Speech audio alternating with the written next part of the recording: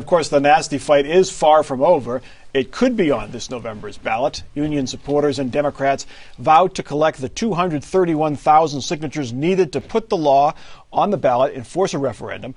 Polls have shown that Ohioans oppose the limits on collective bargaining, but it is far from overwhelming opposition. Michael Daniels, 350,000 public employee union members, 231 signatures needed. The math seems to work. 645,000 signatures delivered to the House chamber before the vote. So this is going to be on the ballot. This is going to be on the ballot. Extraordinary happens. Yeah. Now we've seen extraordinary things, but is this going to be on the ballot? Absolutely, this is going to be on the ballot. Which is, I think, exactly why I think the Republicans knew this was going to be on the ballot. Which is why they probably on their part smartly passed it, got it on the table before April 6th, so that it is on the ballot in 2011 and not in 2012. It stays the law for a year less anyway. It gets us only through this November. And in 2012, I think in a presidential election with Obama on the ticket, you would have expected a much higher Democratic turnout. So I think the Democrats have to work that much harder this year. Well, maybe or maybe not, because right now there's still the possibility out there that the Humane Society of the United States could come back with their concerns about some of the changes that were made to the Livestock Care Standards Board. That's right. And they may also mount a ballot issue. Certainly their voters would be more inclined to see the Senate Bill 5 repeal as being a sympathetic cause. So that could drive more Democratic voters to the ballot. Right. So who knows? Well, this is going to be fascinating for people like Karen and me over the summer to watch how this campaign unfolds, because as Michael said, you basically got 360,000 votes against Senate Bill 5 in the public employee members, and add their spouses, and you probably got 700,000 built-in votes against. It will be interesting if the retain the bill side can match the kind of passion that the unions will bring to the table.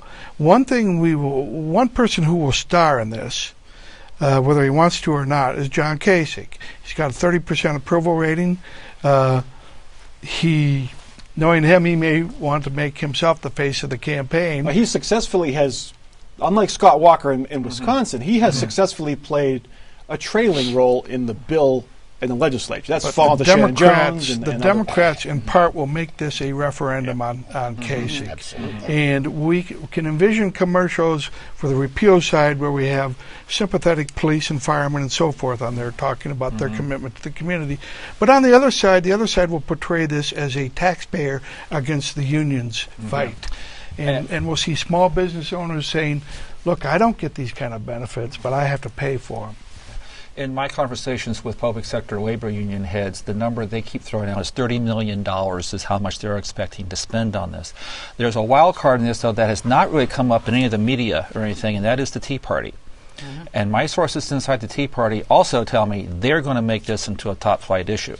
That they view this, for the same reasons the labor unions view this as a watershed event, they view this as a watershed event. So we will find out from here, does the Tea Party have staying power? Are they going to be a force in Ohio politics Is this going National forward? Tea Party or Ohio Tea Party? Ohio Tea Party. The Ohio Tea Party has been kind of They did testify, though, on Senate Bill 5, and some of them were calling themselves the silent majority. And so that'll be interesting to see if they stay silent. And it's how many and people, if they're a majority. How many people can they bring to the table, and how many dollars can they bring to the table? Because, as I think someone alluded to, sort of tongue-in-cheek, but it's absolutely true, the big winner, no matter what happens in this race, is television advertising. Right. Because there will be easily $20 to $30 million spent on each side of this. But I think it's also going to be interesting. The governor said he wasn't going to make this a political deal. He wasn't going to, he's going to be very respectful of the other side, but he still had a ceremonial signing. And the Republican Party has already sent out a fundraising thing with Kasich saying, I was able to sign SB 5, send me $5 or $10 so we can put it to the Democrats even harder. The fundraising letter came out 3 or 4 hours before the notification that he was going to sign it. Yeah. So, That's how many of us found out that he was going to sign it on Thursday and not Friday. Right. What is the ballot language going to look like? Are voters going to have to vote no to say yes to unions? Probably.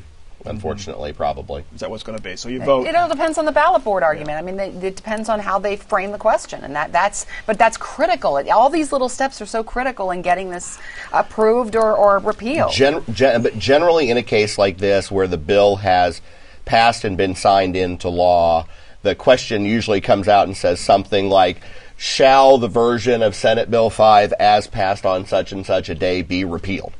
And it's unfortunate, but I think that's unfortunately what the referendum could end up looking like. Shall it be repealed? That'd be a yes vote, wouldn't it? Yes, for you. Oh, you're right. Well, but that's a question. I mean, these are exactly the confusion Right. factors that voters face when they come in and they're not really certain about it. There will not be any confusion over this issue. People are going to know what it's all about by the time they vote.